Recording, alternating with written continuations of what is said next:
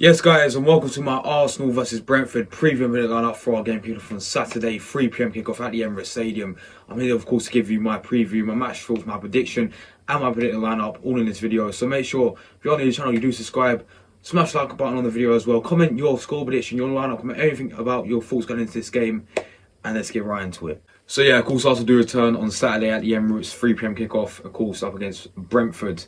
And yeah, let's just say it is a must-win game. We must get the 3 points, nothing less, no draws, has to be 3 points. After that absolutely shocking and abysmal display at Goodison Park last weekend, losing by a goal to nil to Everton. And yeah, we were poor. We lost that game, and it could have really, dented our title challenge if Man City would have beat Tottenham, but they didn't. Tottenham did us a favour, and we did get away with one.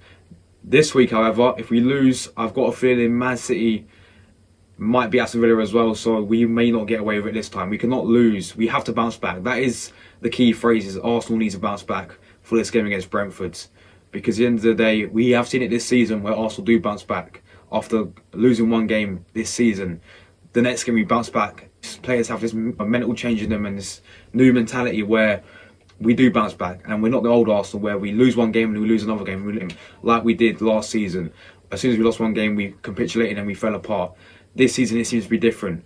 But this will be no walk in the park. Yes, we are at the Emirates Stadium, guys.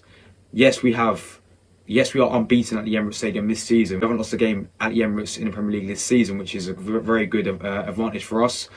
But it is Brentford. Now, Brentford are having a fantastic and absolutely phenomenal season. Thomas Frank, what a manager.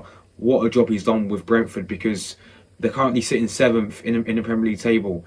With that squad that they have, no disrespect, but Thomas Frank has done an absolutely phenomenal and outstanding job with that squad.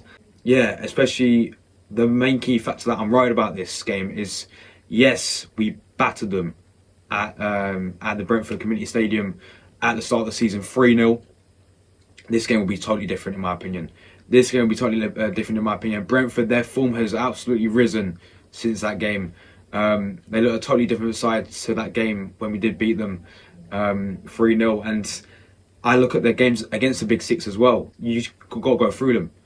We're the only Big Six team to beat them this season, by the way. Man City, they beat 2-1. Man United, they absolutely battered 4-0. Tottenham, they went 2-0 up and then they dropped 2 points and it was a draw, 2-2. Chelsea was a 0-0 game and they battered Liverpool 3-1. This game is no walk in the park. Yes, we are at the Emirates. Yes, I feel like we have to bounce back. Arteta knows it, and the players know it. But the question is, will Brentford upset Arsenal? And I feel like this time we will not get away with anything. I feel like this time we lose again. Man City will capitalise on that, and they will get the 3 points, and then there'll be a 2-point gap going into that game on Wednesday. It's a must-win game. It is no draws. It's a must-win game. This is what champions have to do. If you lose the game, champions, they return in the next game and win. That is what you do. That is, you go back. Man City winning the lead the past, 4 or 5 seasons. They lost the game and they bounced back. It's not that they lost and lost. We have to win. Yes, that is a big pressure for Arsenal, but we have to win. And the players need to know this. I think they do know it. And Arteta needs to know that it's a must-win. It's 3 points. A draw for me is not good enough. As I said, guys, this will be no walk in the park. It's going to be no walk in the park because Brentford are absolutely flying this season. Ivan Toney's been on absolute fire. 13 goals this season. He's already got past double digits. And yeah, definitely a player hard to take at Arsenal. But that's for a different story. At Brentford, he's done absolutely superb. And yeah, even when they lost Christian Eriksen as well, we all thought that they would struggle, but no way.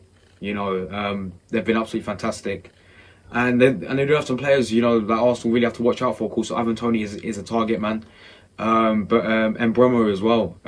He's also a very good player.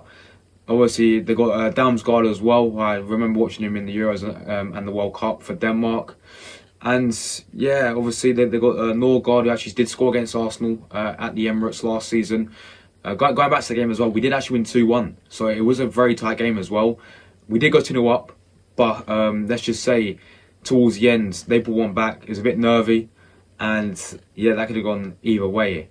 And yeah, of course, people will go back to that game at the start of the season when we absolutely battered them 3-0.